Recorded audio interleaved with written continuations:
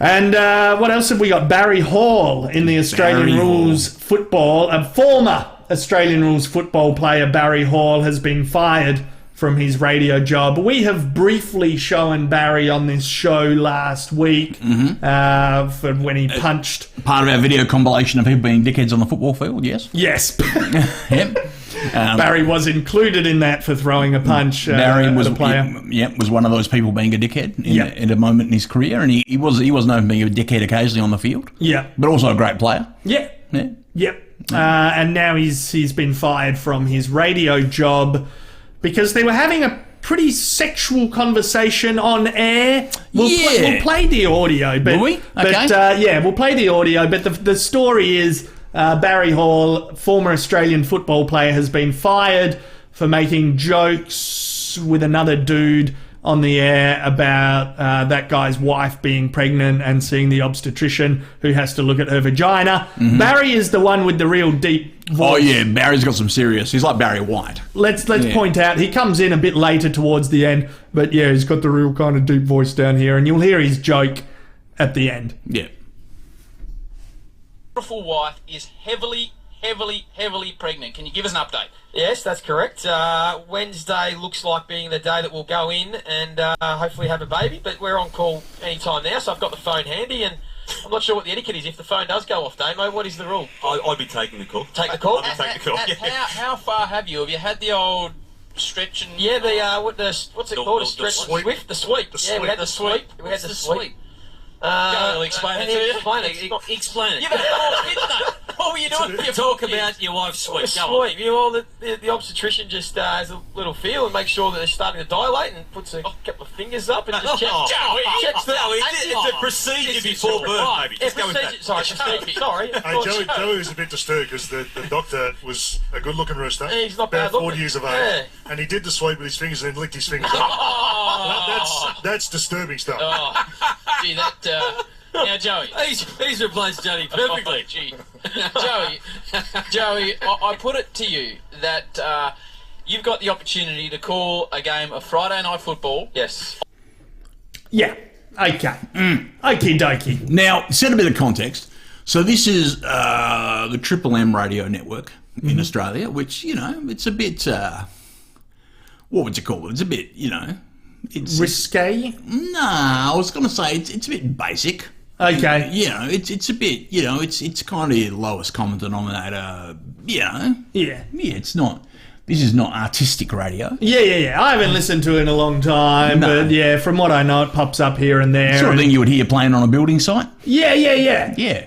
So you might turn on a road trip if you couldn't be asked using your own songs. Yeah, if you couldn't be asked using our compilation, which we worked really hard on just then. You'd probably hear some Nickelback and some Life is a Highway. Yeah, probably hear that. Yeah, and in between a bit of banter. Yeah, that's right. So that's what was going on here. Yeah. Now this is a weekend show, and most of the blokes on it, and they're all blokes, that needs to be pointed out, are ex-football players. So they're not stand-up comics. They're not journalists. They're not people who are known for saying funny or insightful things. They're blokes who are famous for having once been good at football. And they ended up in the zone of sexual humour. And we should say consequences here. Barry was sacked immediately. Right, that's a good one to point out. Lost the gig, like as soon as they went to the music break or whatever, the producers have just sacked him on the spot. Mainly because of that line, obstetrician smells his fingers after the... Licks his fingers. Licks his fingers. It's pretty gross. It's pretty gross and pretty inappropriate and not very funny. Let's be clear. But the reaction that has come... because a lot of people, the internet's gone mad in Australia with it. Do you think he should have been sacked immediately for that one? To me, it's a hard one because obviously there are a lot of people posting about the current political climate with the whole Me Too thing, and we've got to have zero tolerance. People making any joke to be seen as being about sexual assault or whatever else. But here's my thing. This is a show for buffheads hosted by buffheads, right? And none of the people critiquing the show would have been listening to it, I don't think. And I just wonder how much... None of the people who are angry about it would be the listeners, is what you're saying. Exactly. Like, look, I don't think people who listen to that show they're going to be used to a lot of, aging alpha males making dumbass jokes, surely. And the fact they're even having that conversation in the first place, I mean, a bunch of blokes shouldn't be discussing intimate medical procedures involving pregnant women probably anyway. And Barry's joke is terrible. It's just terrible. But he does say straight after the gag, he goes, but that was very disturbing. So he's even acknowledging, that timing was almost not bad. Just self-deprecate kind of straight away. Like, oh yeah, that's a cringe joke. Yeah. He's got an awareness that it's a cringe joke. Yeah. He's said it. The words have come out. It's live. He's acknowledged that he's taken it too far. Yeah. And, obstetrician lick fingers. Yeah. No, fuck. Yeah. What did I just say? That's disturbing. Yeah. Yeah. But Barry knows he's not a mental giant. He knows he's not a comedian. I don't know. I just think it's really interesting. And the only reason because as a bloke, I feel a bit, reticent talking about this stuff. Because, and I certainly don't want to question a lot of the female voices that have come up in Australia going, well, and a lot of people articulated really clearly why this shit is offensive to hear and, why it should be like not tolerated in the media at all. But it was actually my wife who opened up and got talking about it. And she said, I don't know if the guy should have been sacked. Yeah, instant sacking as well, like Roseanne style, just fucking gone straight away. Yeah. I mean, of all the stupid things that get said on media, and this is, it's a particular kind of show for a particular kind of audience. I don't know. I just feel like people getting outraged about media they don't consume. I just don't know. It wasn't said on like primetime TV for some family. I don't know. You've become lenient. You're like, maybe not. Should have been sacked. Your missus was lenient. She was shocked by because this is the thing, Barry Hall's wife, because there was such a barrage of hatred towards Barry online, his wife was copping shit online about how can you live with a man who's obviously a misogynist, hates women, So people went on this moral crusade about Barry and what a, misogynist asshole he is and how he clearly has no respect for women and made all these jumps about the man and his character based on, one terrible, unfunny joke and gross and inappropriate joke that he made. But his wife was getting attacked. As if that's somehow respectful of women. Yeah. So the whole thing is just, I don't know, it's strange. Like, we're living in a strange time right now, and it's absolutely right and good that, sexual abusers are being exposed, and we're now coming to a new standard of how, how we speak about these kinds of issues and what's safe in the workplace and in home environments and all those things. But the level of just... the fact that he was fired instantly and then this online campaign of just, Barry Hall was the worst thing that happened to women since, I don't know. It's just... yeah, I just think it's disproportionate. Words are powerful and whatnot, but I mean, sometimes they are just words, and it's a silly kind of conversation. Yeah. And maybe you can't have a conversation like that on commercial radio. We talk about genitals and shit here. We've talked about some kind of gory topics and whatnot, and we're happy to go there. Yep. We've got that freedom. I mean, I could fire myself, I guess, but I don't know. I've got all the control, so I can not worry about it. I can, I don't know. We've got a bit more freedom here, but maybe those conversations shouldn't be on commercial air in the first place. Barry has to take the hit for that. Mm-hmm. But yeah, given the type of brand it is anyway, Triple M, as you said, it's not really that highbrow, I don't think. So for them to kind of crack down on it immediately probably seems a bit harsh. I guess it needs to be scrutinised, and it needs to be called out as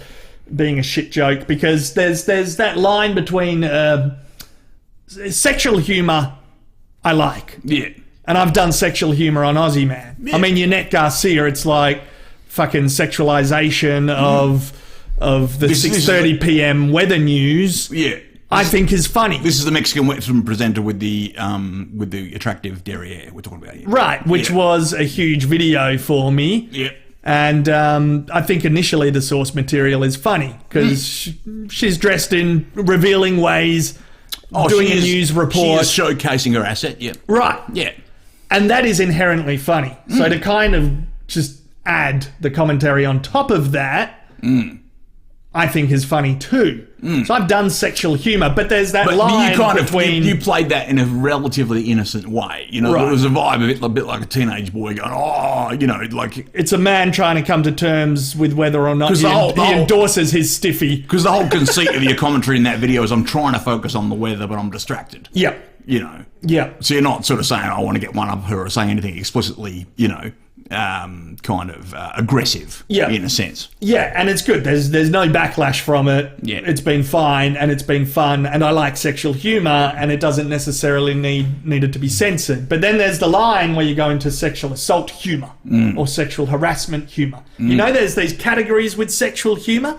Even in movies, there's gross out comedy and American Pie back in 1999 and movies that I liked. I like the kind of gross out genre, and I like sexual humour. But under that, there's the kind of darker subgenres where you go, well, that's just like sexual assault humour, or that's sexual harassment humour. So it's not really funny, and you can see it in stand-up comedy a fair bit. Yep. Those nights where we were doing stand-up comedy, or when you still do, when I was doing stand-up comedy 2004, 2005, and you got 15 blokes on as the lineup and we're all doing 5 minutes each, you're guaranteed to get some cringe laughs out of that night. You're guaranteed to get some blokes who go for the sexual humour, but they end up in a kind of just full-on Dark, sexual... creepy place, Dark, creepy sexual assault, sexual harassment humour place. And in front of a live audience, you can feel it and you get feedback instantly. That's the beauty of stand-up, is you've always got that feedback coming in straight away. So you know from an energy that's if right. you've fucked up. And in a live performance, the crowd will punish you. Yeah. So if Barry had been on some sort of live panel in front of a live audience and he dropped that gag, Yeah. he would have heard from the room. You hear the cringe laugh straight away. He would have got slapped by the room. You hear like 90% cringe laugh. You'll hear like, oh, and then one guy that really likes the joke. You'll hear that laugh within a majority of cringe laugh. Yeah. So even on radio, even on the internet doing comedy, it helps to imagine the laughter Yeah. that could be happening live. Yeah. I find anyway with my own work, I'm like, all right, well, what kind of laugh would this get if it was said in a comedy club?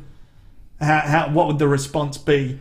But yeah, I mean, Baz is probably not thinking on in that kind of No, lane. it's an important thing to that kind of remember who level. might be listening. It's an important thing. Yeah. I remember I opened many years ago, back when I worked in radio, I opened for Weird Al Yankovic at the concert hall here in Perth. And I can remember his managers being all very, don't do material about sex, don't do drugs, don't do... And they gave me so many don'ts that my head was kind of swimming with shit, what can I say? And I remember Al coming up to me and tapping me on the shoulder and saying, he said, look, basically, he said, just play as if your 13-year-old niece is sitting in the front row. And I was like, okay, that works. Yeah. And that was really helpful for me. Yeah, okay. After being completely intimidated by all these don't say, and I was like, oh, God, Yeah. So rather than worrying about censoring myself, I was like, okay, I'm just going to play to a crowd as if my nana's out there and, and as if there's kids in the audience and, it was fine. Yeah. But that's the problem. You got a show like this, which I think has 5 blokes on it, no women in the room. So for a guy like Barry, who spent a lot of time in, bloody footy club rooms and other places which are exclusively male environments, you can get away saying shit like that. Yeah. It's just it's easy to forget. You get a cringe laugh from your friends as well. Like, Yeah. oh, yeah, all right. Come on, Barry. That's a bit.